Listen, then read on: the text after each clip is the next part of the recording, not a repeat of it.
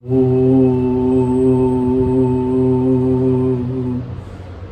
सियावर रामचंद्र की जय।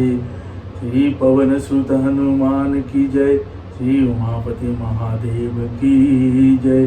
श्री गोस्वामी तुलसीदास महाराज की जय। श्री काकभूषण महाराज की जय। श्री गरुड़ महाराज की जय। जय जय श्री सीताराम।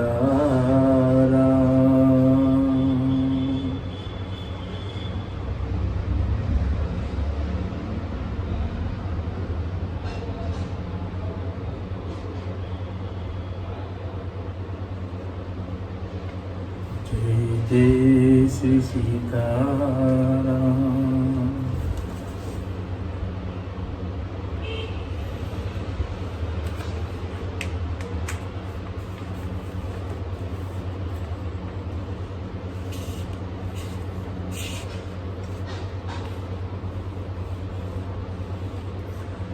श्री रामचरितमानस भगवान की जय। श्री अयोध्या कांड की जय। श्री गोस्वामी तुलसीदास महाराज की जय। दोहा 37।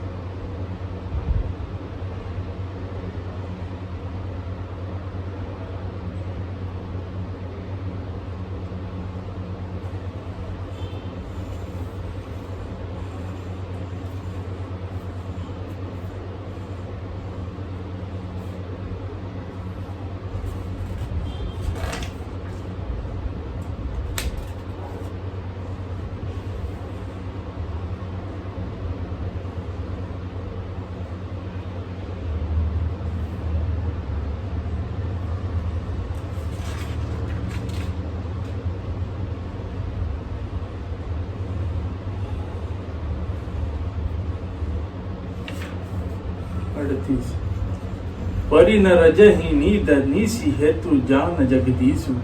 रामु रामु रटि भोर किया कहई न मरम महेशु। राजा को रात भर नींद नहीं आई, उसका कारण जगदीश्वर ही जाने। उन्होंने राम राम रट कर सवेरा कर दिया, परंतु इसका भेद राजा कुछ भी नहीं बतलाते। आनहु राम ही वेगी बोलाई, समाचार तब पूछे हूँ आई।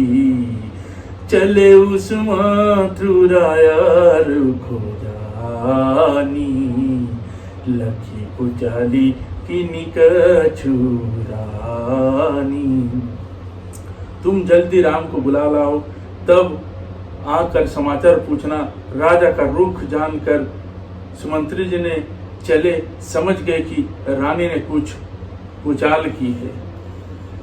सोच बिकल मग परई न पाऊं, राम ही बोली कहई काराऊ। उर्धरि धीरजु गयहु दुआरे, पूछहि सकल देखी मन मारे। सुमंत सोचने से व्याकुल है, रास्ते पर पैर नहीं पड़ता, आगे बढ़ नहीं जाता। सोचते हैं राम जी को बुलाकर राजा क्या कहेंगे। किस तरह हृदय में धीरज धर कर वे द्वार पर गए। सब लोग उनके मनोमार उदास देखकर पूछने लगे, समाधान करी सो सब ही का, गयऊ जहाँ दिन कर कुलटीका। राम सुमंत्र ही आबत देखा, आदर कुन पिता समलेखा। सब लोगों के समाधान करके किसी तरह समझा बुझाकर सुमंत्र जी वहां गए जहां सूर्य कुलक के तिलक श्री रामचंद्र जी थे। श्री रामचंद्र जी ने सुमंत्र को आते देखा तो पिता के समान समझकर उनका आदर किया।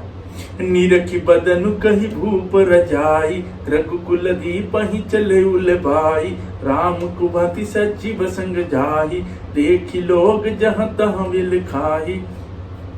श्री रामचंद्र जी के मुख को देखकर और राजा की आज्ञा सुनकर वे रघुकुल के दीपक श्री रामचंद्र जी को अपने साथ लेवा चले। श्री रामचंद्र जी मंत्री के साथ बुरी तरह से बिना किसी लवा जम के जा रहे हैं। यह देखकर लोग जहां तहां विषाद कर रहे हैं। दोहा 39। जाई दीखी रघुवंश मणि नरपति निपट कुसाजु, सहमि परे लखी सिंहिनी मनुहु बुद्ध गहराजु। रघुवंश मणि श्री रामचंद्र जी ने जाकर देखा कि राजा अत्यंत ही बुरी हालत में पड़े हैं, मानो सिंहनी को देखकर कोई बूढ़ा गजराज सहम कर गिर पड़ा हो। सुकही अधर जरई सबु अंगु, मनहु दीन मनहीन भुअंगु, सरस समीप दिखी कई, मानहु नीचु मघरी गनि लेई। राजा के ओठ सूख रहे हैं और सारा शरीर जल रहा है, मानो मणि के बिना सांप दुखी हो रहा है। पास ही क्रोध से भरी कैकेयी के देखा, मानो साक्षात मृत्यु ही बैठी राजा के जीवन की अंतिम घड़ियां गिन रही है। करुणामया मृदुराम सुभाऊ, प्रथम दीखी दुख सुन न काऊ, तदपि धीर धरि समौ विचारी, पूछी मधुर बचन महतारी। श्री रामचंद्र का स्वभाव कोमल और करुणामय है। उन्होंने अपने जीवन में पहली बार यह दुख देखा। इससे पहले कभी उन्होंने दुख सुना भी न था।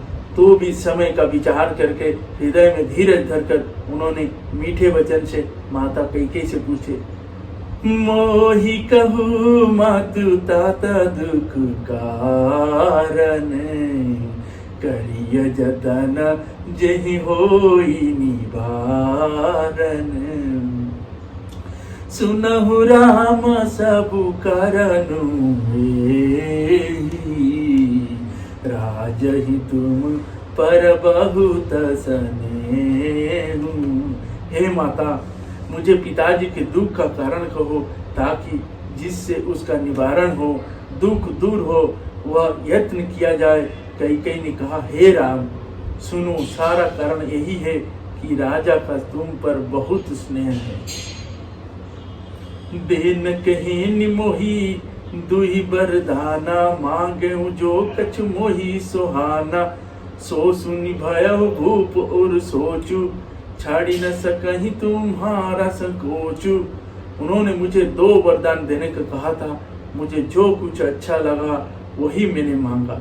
उसे सुनकर राजा के हृदय में सोच हो गया है, क्योंकि ये तुम्हारा संकोच नहीं छोड़ सकते। दोहा। सूत सनेहु इत बचन उत, संकट परेहु नरेसु, सकहु न आयसु, धरहु सिर मीटहु कठिन कलेसु। इधर तो पुत्र का स्नेह है और उधर वचन, प्रतिज्ञा। राजा इसी धर्म संकट में पड़ गए हैं। यदि तुम कर सकते हो तो राजा की आज्ञा शिरोधार्य करो और इनके कठिन क्लेशों को मिटाओ। निधारक बैठ कहि कटुबानी, सुनत कठिनत अति अकुलानी, जिब कमान बचन सरनाना, मनहु महीप मृदुलाछ समाना।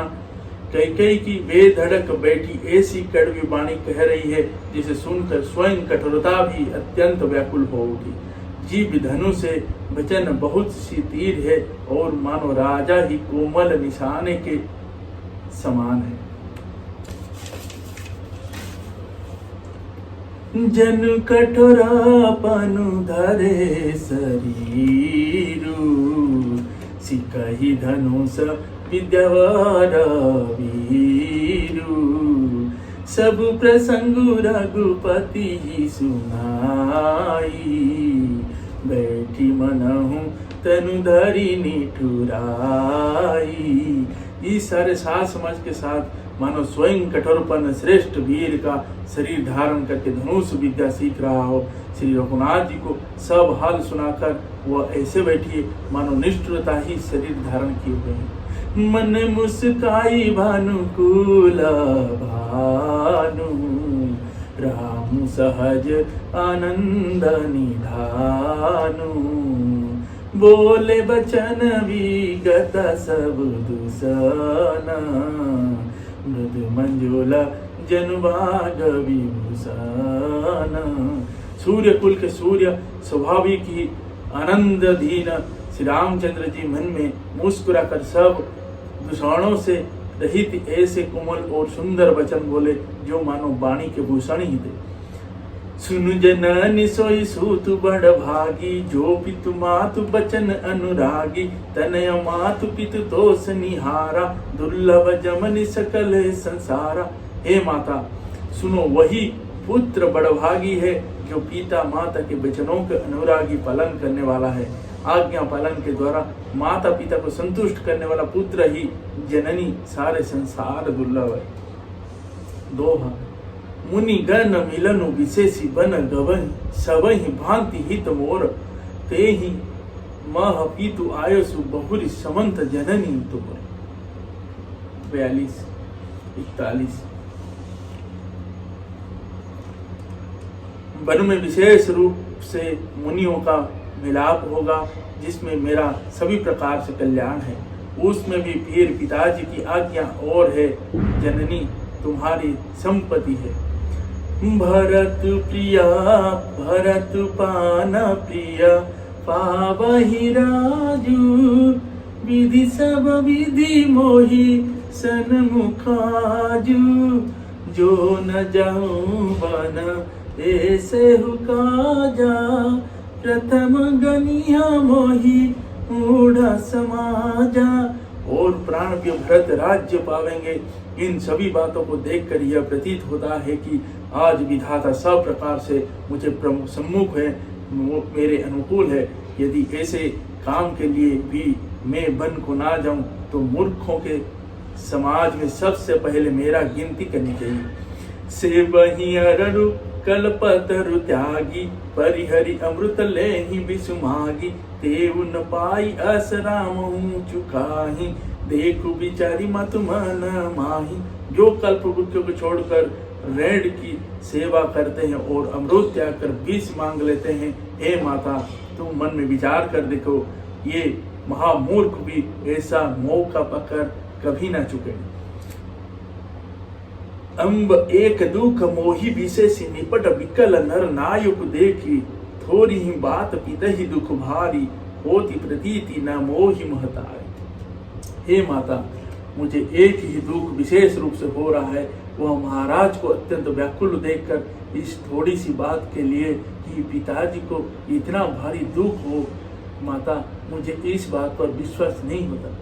राहु धीर गुण उदाधिय गाधु, भामोहिते कहूँ बड़ अपराधु, जाते मोहीन कहत कछुराऊ, मोरी सपता ते ही कहूँ सती भाऊ।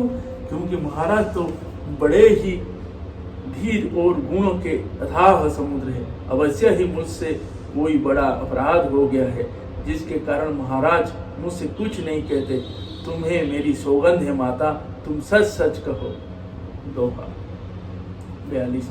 सहज सरल रघुबर बचन, कुमति कुटिल करी जान, चलई जोंक जल वक्र गति, यद्यपि सलीलु समान। श्री सियावर रामचंद्र की जय। रघुकुल में श्रेष्ठ श्री रामचंद्र जी के स्वभाव से ही सीधे वचनों को दुर्बुद्धि कई टेढ़ा ही करके जान रही है। जैसे यद्यपि जल समान ही होता है, परंतु जोक उसमें टेढ़ी चाल से ही चलती है। रहसि रानी राम रुख भाई, बोली कपट सन हूँ जनाई, सपत तुम्हारा भरत के आना, हेतु न दूसर में कछु जाना।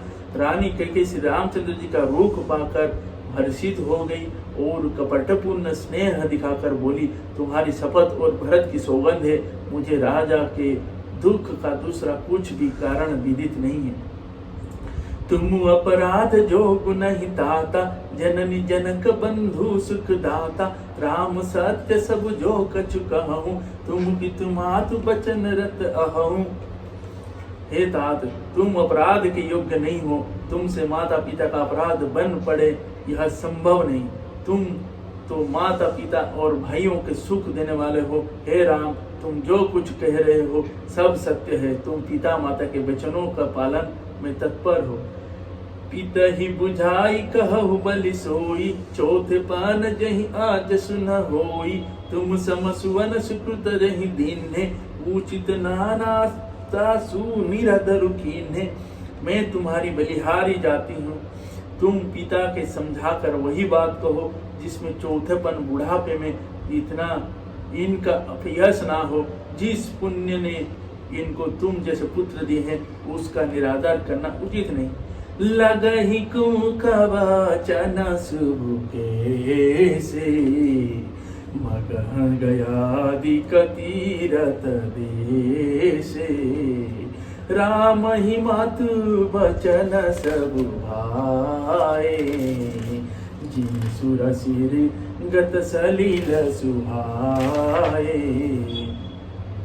कैकेयी के बुरे दुख में ये शुभ वचन कैसे लगते हैं, जैसे मगध देश में गया आदि के तीर्थ श्री रामचंद्र जी को माता कैकेयी के सब वचन ऐसे अच्छे लगे जैसे गंगा जी में जाकर अच्छे बुरे सभी प्रकार के जल सुंदर हो जाता है।